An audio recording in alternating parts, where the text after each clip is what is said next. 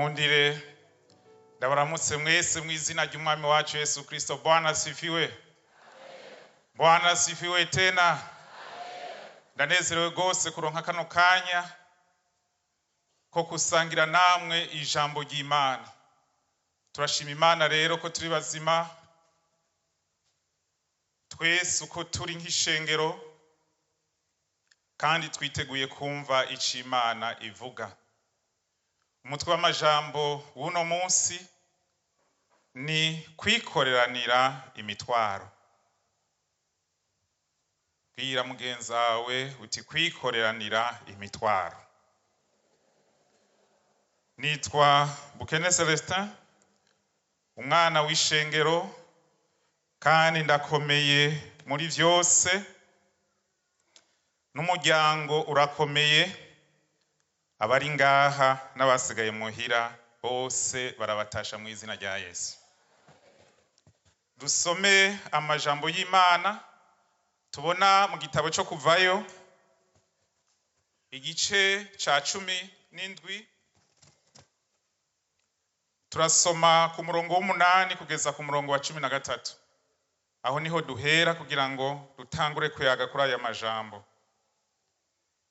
Umutwe w'amajambo waho hantu uvuga ngo abamareki batera Abisirayeli. Maze haza abamareki batera Abisirayeli bari i Refidimu. Mose abarira Yosuwa ati, turobanurira abantu ubajane mugwanye Abisirayeli. Nanje ejo nzohagarara ku gatwe k'uyu musozi nitwaje ya nkoni y'Imana. Yosuwa agira nk'uko Mose yamubariye nyene, aja kugwanya abamareki. Mose, Aroni na Huri baraduga baja ku gatwe k'umusozi. Maze Mose iyo amanitse amaboko Abisirayeli baranesha, ngo ayamanure abamareki bakanesha. Maze amaboko ya Mose araruha, bakiribuye bararimutega agicarako. Aroni na Huri bagumye amaboko yiwe, umwe ku ruhande rumwe uwundi ku rundi. Amaboko yiwe aguma amanitse gushika izuba rirenze. Yosuwa yicisha inkota abantu bose b'abamareki, tuvuge tuti amen. Dusome kandi ibyakozwe n'intumwa igice ca 12. Ku bafise Bibiliya yahinduwe ni 159 mu ruhande rw'isezerano risha. Igice ca 12 umurongo wa mbere kugeza ku murongo wa 11.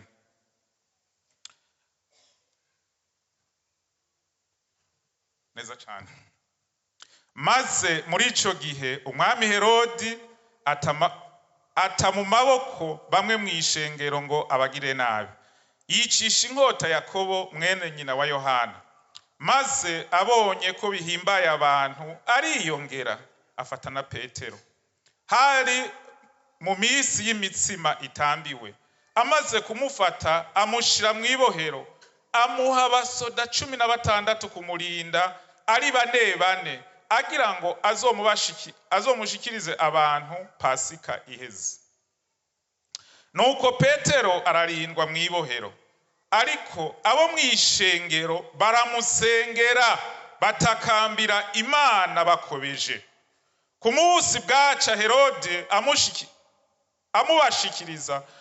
Muri iryo joro Petero yarasinziriye ari hagati y'abasoda babiri aboheshejwe iminyororo ibiri. Abarinzi bari ku rugi barinda inzu y'ibohero. Maze umumarayika w'umwami Imana amuhagarara iruhande, umuco ubonesha mu nzu. Akoma Petero mu mbavu aramukangura ati, vyuka n'ingoga. Iminyororo imuva ku maboko irakoroka. Umumarayika aramubara ati, kenyera wambara inkweto zawe. Abigenza atyo, kandi aramubara ati, izingire umutamana wawe unkurikire. Arasohoka aramukurikira, yamara ntiyamenya ivyo umumarayika akoze ko ari ivyo kuri, ariko agira ngo abonye ivyo yeretswe mu ndoto. Baciye ku bararirizi ba mbere no ku ba kabiri bashika kw'irembo ryugajwe urugi rw'icuma rija mu gisagara. urabiyugurura ubwawo barenga irembo baca mu nzira. Uwo mwanya umumarayika aca amusiga hano. Akenge kagarutse, Petero aribwira ati noneho ndamenye vy'ukuri yuko umwami Imana yatumye umumarayika wiwe akankiza ukuboko kwa Herode hamwe n'ivyo ubwoko bw'abayuda bwari burorereye. Twongere tuvuge tuti amen. Amajambo turiko turavuga n'amajambo avuga ngo kwikoranira imitwaro. Twabonye Abisirayeli bari mu rugendo bagera ahantu hitwa Refidimu. Hanyuma bamaze kugera aho hantu bahagiriye ubwa mbere ikibazo cyo kugira inyota. Imana ibaha amazi, ico kirarengana. Mugabo bari bashitse ahantu batazi, bagenda bagana mu gihugu c'isezerano. Aho hantu ngo hari abantu bitwa abamareki. Bari abantu babagwanye, abantu biyererezi baguma bayerera baraba ikintu ciyerereza. Babonye Abisirayeli bati bajya n'iboro. Iyo ndiko ndavuga ijambo iboro, kumbura umuntu yavuze muri 2000 ntavyazi. Ati bajya turafata turabakubita tubice, mbere n'ibyo bafise tubasahura. Bigira inama yo kubatera. Maze Mose nk'umurongozi wabo aca atanga intumbero.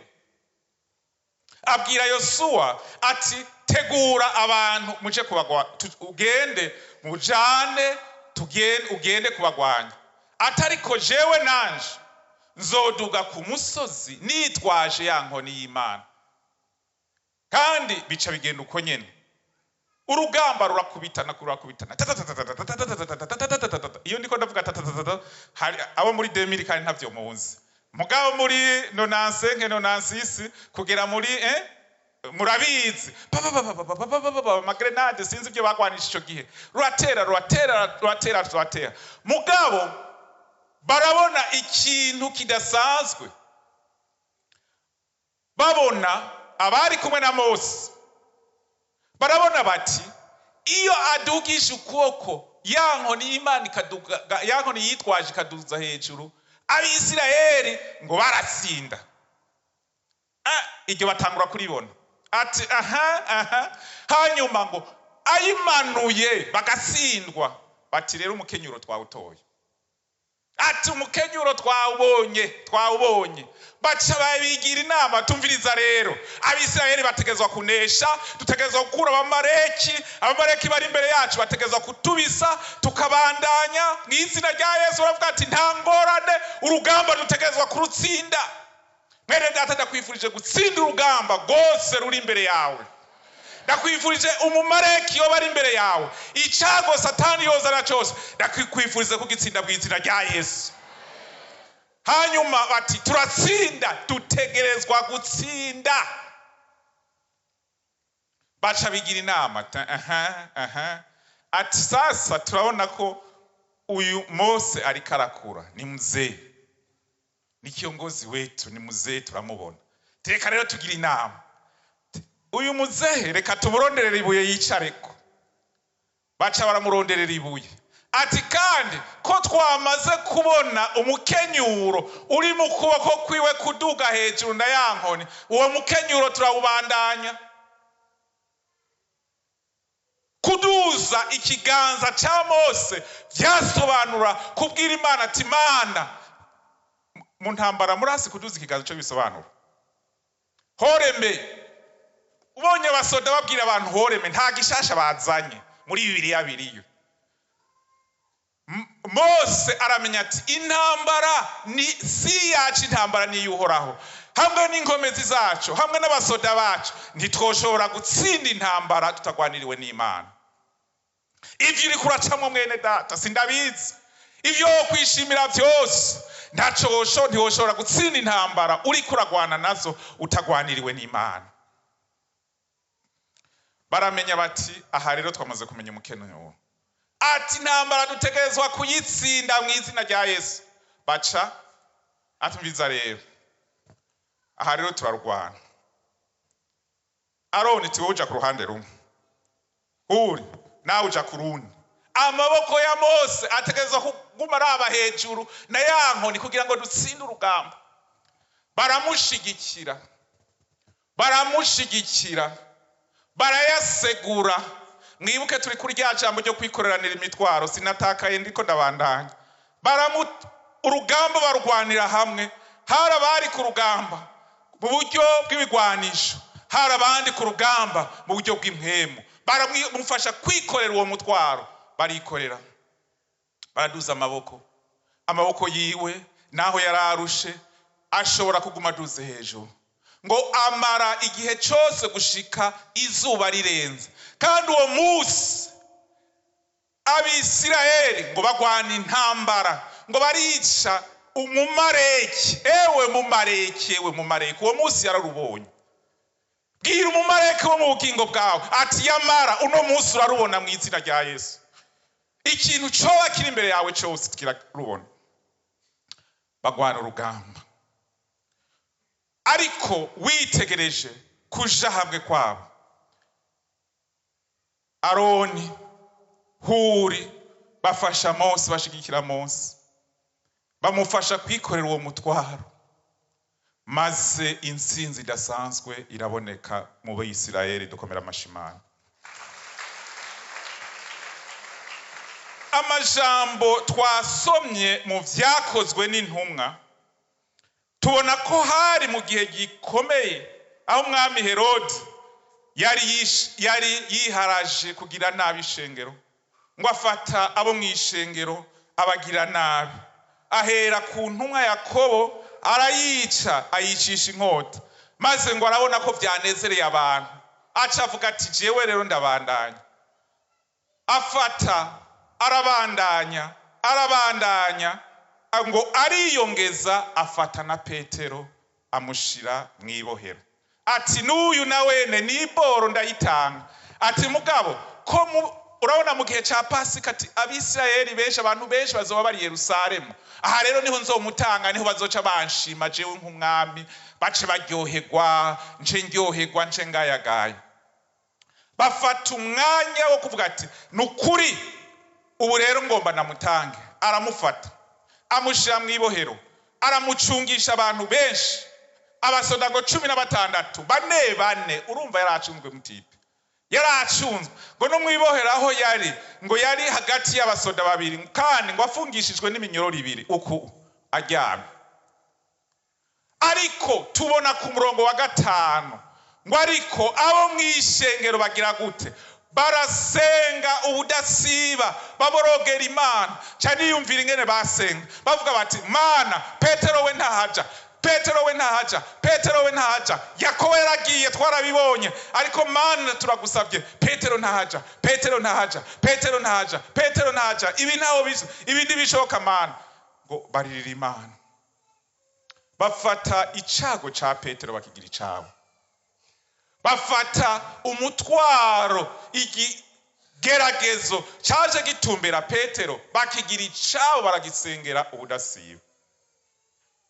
Maze tubona ngo Imana irahaguruka, ngo buca Petero yicwa. Ni igikorwa kidasanzwe, intervention yabaye ku baganga barabizi. Ngo haje sinzi ngene byagenze, haza intervention mu ijuru iracagagura ibintu, hanyuma Petero arakira. Tubona ngo muri iryo joro haje umumarayika arururuka, ashikaho Petero yarari, aramukangura ati vyuka. Aravyuka, iminyororo yose ati ambara impuzu, ambara ibirato, izingire kumutamana, nkurikira.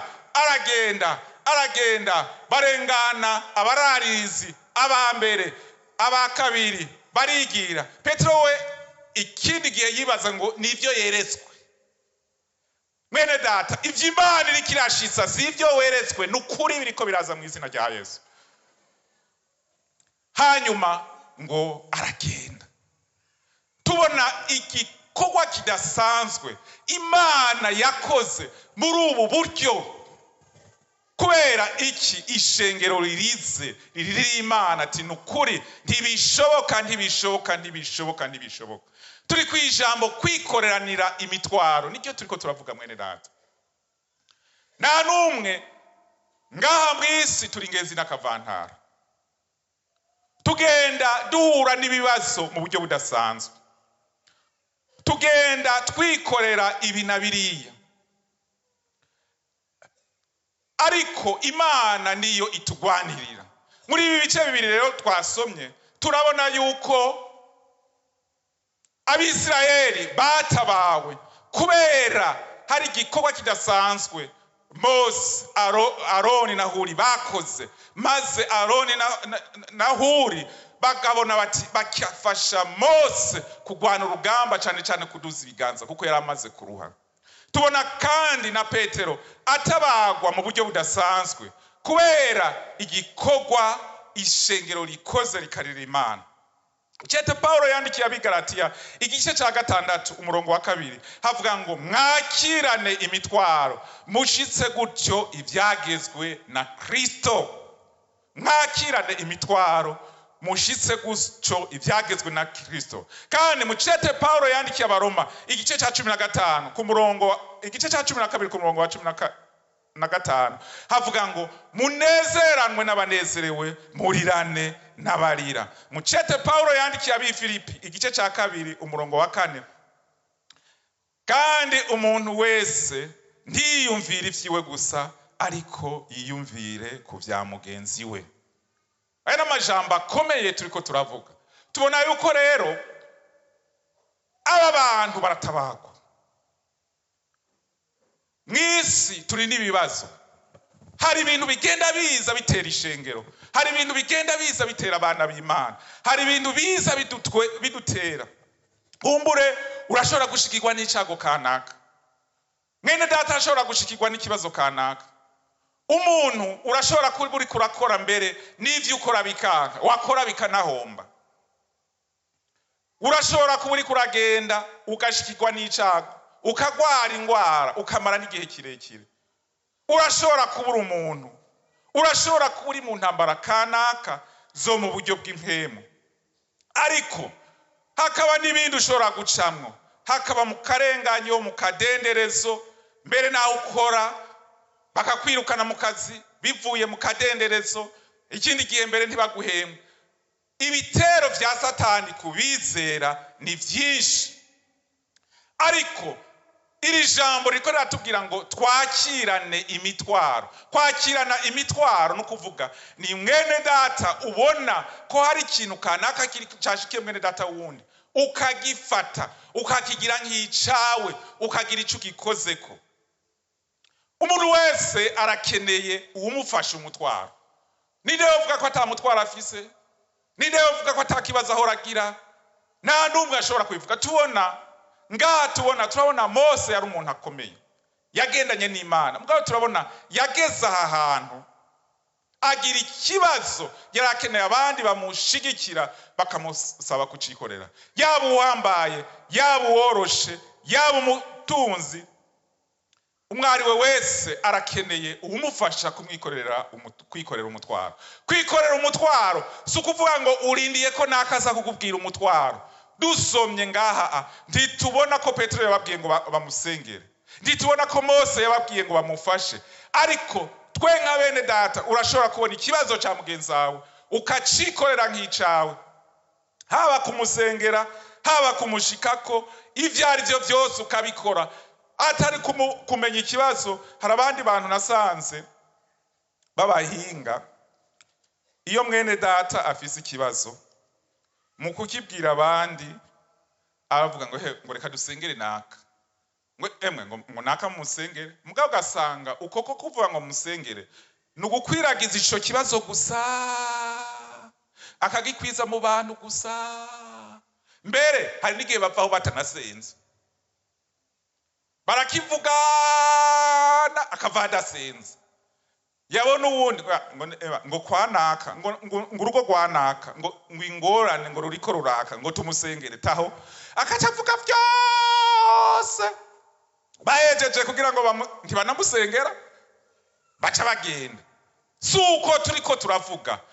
Nimba hariho ikibazo mu rugo rwa mwene so, nimba abubakanye n'akana n'akabatabanye neza, ukabimenya, bagire ku mavi ubasengere.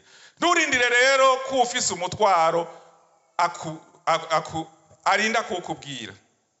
Ngomba ndababwira ikintu, aya majambo mu bihe biheze hari ikintu Imana yarayatwigishije ko mu rugo. Twaronse hari hasigaye ihinga zitatu kugira ngo turonke umwana. Tuca tugira ikibazo. Turabona kwa muganga biranka ati nukuri uyu mwana akamara n'umwanya mu nda ivyiwe birononekara. Abaganga baca bafata ingingo yo kumukurayo hasigaye ihinga zitatu. Ico gihe niho nari ndatuna ku muryango wa block, baramumpa arira, ndanezerwa. Abandi aho bari ntangura kuja kubaraba, ndirimba hari akaririmbo nkunda niko naciye ntera, abandi barakira. Ngo murabi geneye sagira neza, ngo murabi geneye sagira neza, ngo murabi geneye sagira neza, Yesu yangiriye neza. Uraca wumva rero cumbona muri maternité ngizuko umfise akana ndyohewe abandi bari ngaho bakuru banje abadame babo barakamfasha. Mugabo abaganga baratubwira ati reka tukarabe gatoyi ejo tuzokabaho. Bukeye ibintu bitangura guhinduka, birahinduka tubibona. Akana gatangura kuyama, batangura kugashiramwo ibigafasha guhema, bagashiramwo ibigafasha gufungura. Bafata ingingo ati nta wundi muntu yinjira ngaha atari papa wiwe na mama wiwe. Mama wiwe ntiyinjirayo cyane kuko yaragifise ububabare. Mugabo mvuyeyo yarandaba mu maso akambaza ntimeze neza. Mugabo akashara bati ko ndakubona mu maso menga. Akana bagashize muri mbega kuveze mu kirundi nimwe ikintu cyo kubundikiramo.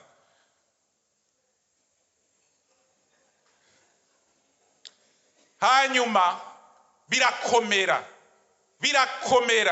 Mugabo ngomba ndababwira ikintu. Ico gihe twarabonye kwikorera munira imitwaro ico bivuga. Twabonye bene data benshi badushitse ko badusengeye. Abandi bene data baraza bakamara umwanya birirwa hajya amajoro barara kuko byari bikeneye. Aho yarari umwana byakeneye yuko buri masaha 3 no mwijoro saa 7 saa 10 wategezwa kujayo umushiriye amata canka amaberebere. Bene data baraza bariruka baratubako, abandi barasenga amasengesho basenze mwene data. Ti Mana uyu mwana ntahaja. Bamuka bumva ataba abantu barakoreye Imana. Uyu mupapa yarafashije abana benshi. Mana uyu mwana ntahaja. Abandi ba mama twumvise ko atagira amaberebere, bakaza ati reka ujya mu mama tumufashe ingene barondera amaberebere. Hari abasipesialiste muri ibyo bintu ndababwira. Bakaza Jesse nabibona mugabo baca bambwira ngo amaberebere yabonetse. Nibindi tubona ikiganza c'Imana. Umwana arurura kibiro ashika ku kiro n'amagarama 800. Turataha muhira. Mugabo ngomba ndababwire uno munsi n'umwana ameze neza cyane. Mumfashe dukomera amashimana. Aronka atanguye konka nyina hakwa kwiruka. Ariko arakuraba nkacangira ya image ndafise ifoto ari muri kuveze. Afise nk'ikiro n'amajana. Uno munsi nkaca ndamubona afise ibiro 5 birenga. Uca wimvira icimana ishobora gukora icije muri bene data. Tubashimire mwese mwatubaye hafi kandi mwongere mube hafi na bene data bana. Bega uriko wikorera umutwaro w'abandi gute? Uriko wikorera umutwaro w'abandi gute? intambara abandi bariko bagwana uzigwana gute canke nta mwanya ufise nkuko abaririmbyi batubwiye. Hari abandi hageze muri ivyo bibazo babipa bene data, bane na bene data bari mu kibazo, ubu haguma haca itangazo ry'abagwaye. Ni kangahe tubashikako? Cyangwa uragenda rimwe ukaca uvuga ibituma udashobora kuboneka, ukavuga isobanura ibituma byinshi. Ariko tubane na bene data, hari uwatwikorereye imitwaro, ni Yesu Kristo. We munyavyaha uri ngaha utarakira Yesu nk'umwami n'umukiza, niwe yavuga ati muze abananiwe n'abaremerewe ndabaruhura. Tugiye gusenga Imana bene data, tugiye gusenga Imana. Ndiko ndabona amasaha, tugiye gusenga Imana. Nimuze. Nagomba muri uyu mwanya wo gusenga umwe wese yiyumvire umuntu agiye kwikorera umutwaro, aca haguruka amusengera, atangure kumusengera. Hari umuntu mu kibano, hari umuntu awukorera, hari umuntu iruhande yawe afise ikibazo, afise umutwaro, akeneye uwumugira imbere y'Imana ubudasiba, akeneye uwumushikako akamugendera ubudasiba, akeneye uwo mushira utwafungura kuko ntatwo, akeneye uwo mufasha akamuhera amahera y'ishure y'umwana yabuzikaye. Ndagomba umwe wese nizere ko atabura n'umwe, ko hataboneka umuntu abura umuntu asengera. Kandi ntiwisengere wewe, ko kenshi iyo turiko turasenga murumviza amasengesho yacu, umuntu agira urutonde rw'ibintu byose akeneye vyiwe, uduha amahoro, uduha umunezero, uduhe kunguka, kugira gute, mugabo ntiyumvire mugenzi we. Ndagomba no munsi usengera uwundi muntu uramufise canke nawe ufise wikorera umutwaro. Hakaba hari umuntu uhaguruke dusenga Imana, duhaguruke ati jewe ndabona ndaka rujya rugo rwanaka ngomba ndarusengere. Bajya abantu bamaze igihe kirekire ata mwana bafise, ngomba ndabasengere. Bajya abantu hajya ahantu hari iki, hajya hari iki, ngomba ndabasengere. Kandi niteguye kuvugana nabo, niteguye kugendana nabo, niteguye kubaba hafi. Bajya abantu bafise ibibazo, akwiye umuntu amuba hafi, akwiye umuntu amuremesha. Kuko kenshi turemesha abantu biheze nk'umuntu yabuze ahejeje kubura, tuvuye ku kiriyo twese tukaca tuginyika, mugabo ugasanga uwo muntu hariho ibindi bibazo biriko biramunyoha, yarakwiye umuntu amufasha. Tugiye gusenga Imana rero,